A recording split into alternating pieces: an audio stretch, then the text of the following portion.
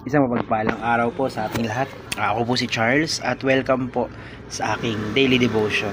Sa araw na ito ating itutuloy ang series na 7 posture of praying. Again, kapag sinabing posture of praying, hindi ito yung literal na nakahiga, nakaupo, nakaluhod. Sinasabi rito yung tamang postura, estado or kalagayan ng puso kapag tayo ay nananalangin. So sa araw na ito ng panghuli, praying with complete trust. Pananalangin ng may buong pagtitiwala sa Diyos.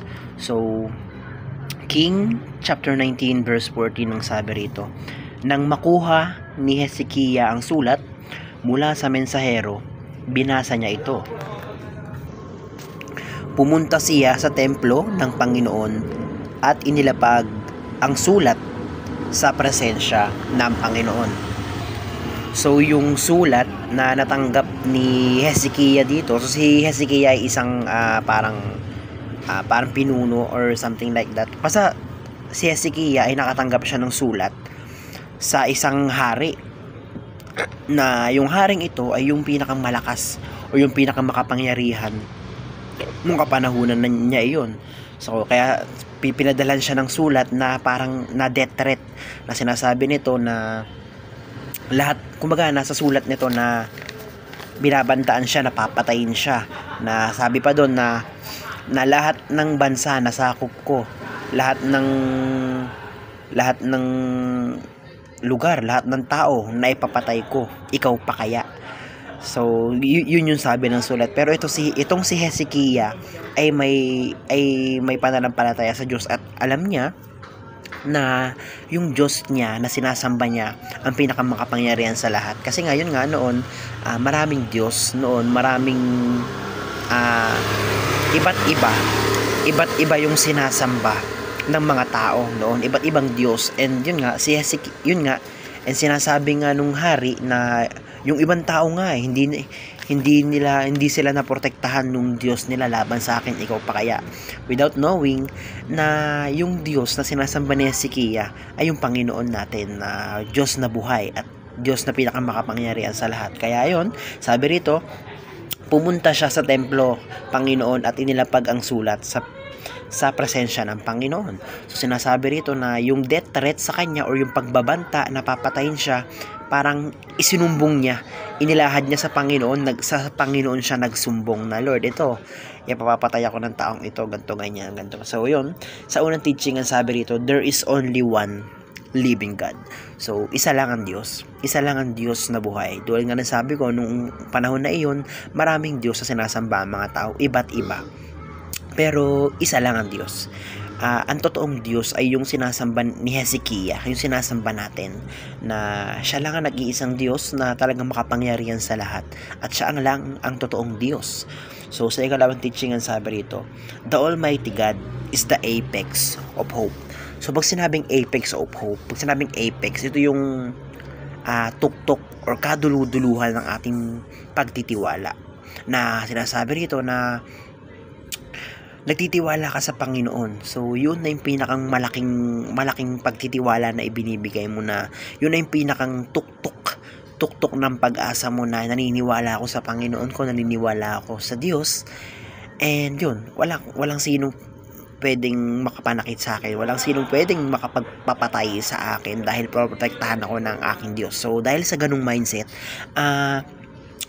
kumbaga napakalaki ng pag-asa ni Hezekiah nung panahon na ito, na hindi siya mamamatay dahil poprotektahan ako ng Panginoon ko. So napakabigat napaka-powerful nung pananampalataya niya, na sobrang kampante siya na hindi mo ko kayang ipapatay kahit na gaano kakalakas ka pa, dahil poprotektahan ako ng Panginoon ko. Parang ganun yung naiisip ni Hezekiah.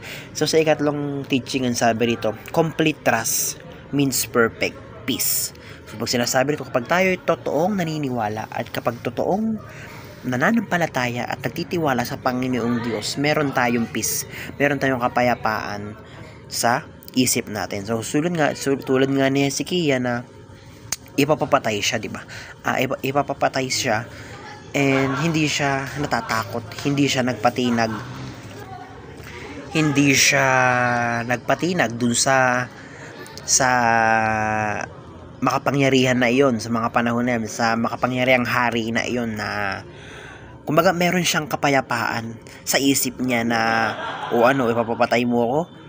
Hindi mo kaya dahil may Diyos ako at poprotektahan ako ng Diyos, ng Panginoon ko. Parang ganun yung naisip niya. Kumbaga, naniniwala siya sa Panginoon at nagtitiwala siya sa Diyos na hindi siya papabayaan ng Diyos. Kaya meron siyang kapayapaan sa isip niya na wala akong pake. Kahit na ipapatay mo pa ako or mag-utos ka na patayin ako, hindi ako mag-aalala, hindi ako matatakot, hindi ako mahahabag dahil poprotektahan ako ng Panginoon ko. So ayun, napakalaki ng tiwala ni Hezekiah at pananampalataya niya sa Panginoon, kaya meron siyang peace of mind. Meron siyang kalmado yung isip niya na kahit na anong gawin sa kanya, hindi ka magtatagumpay dahil poprotektahan ako ng Panginoon ko. So sa unang application, punta tayo. Paano ba natin ito may apply sa ating mga buhay? Sabi rito, present the death threat to God. So kagaya ni Hezekiah, isumbong natin sa Panginoon yung mga threat sa buhay natin, yung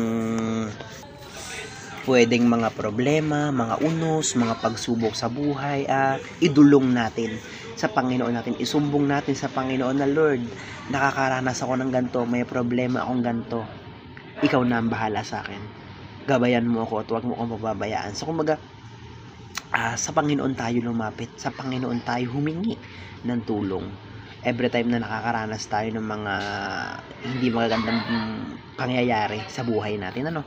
So sa ikalawang application, ang sabi rito, pray to God, for He alone is our hope. So manalangin ka sa Diyos dahil siya ang tunay na pag-asa natin, siya ang tunay na kapayapaan natin, na sinasabi rito na oo, marami akong problema. Oo, maraming hindi magagandang nangyayari sa buhay ko. Pero alam ko sa sarili ko may pag-asa. Dahil hindi ako papabayaan ng Panginoon. Dahil nananampalataya ako sa Diyos. So, kumbaga, ayun, magdasal tayo. Magdasal ka. Magdasal ka sa Panginoon na siya yung gawin mong pag-asa. Siya yung ituring mo na pag-asa. Na yun nga, paulit-ulit yung sinasabi, hindi ka pababayaan ng Panginoon. Laging may pag-asa sa Diyos. So sa ikatlong application, ng sabi nito, pursue perfect peace through complete trust. So magkaroon tayo ng peace. Kumbaga, paano tayo kakalma? Paano mawawala yung mga isipin natin sa buhay? Ganon. Ang kailangan natin gawin ay magtiwala. So, dahil nga, magkakaroon tayo ng totoong kapayapaan sa isip natin. Magkakaroon tayo ng totoong kalma sa isip natin na,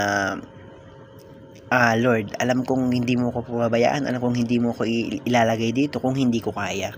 Kaya, yun ang kailangan nating matutunan sa buhay, is yung tuluyan or magtiwala ng buo sa Panginoon, na mawawala lahat ng stress, mawawala lahat ng pagdududa mo na kung kaya ko ba ito, kung malalampasan ko ba ito, mawawala yung mga ganong isip sa'yo, kasi nga alam mo, nagtitiwala ka sa Panginoon na ililigtas ka niya at hindi ka niya pababayaan. So yun lamang, napakarami kong natutunan sa araw na ito. Glory to God.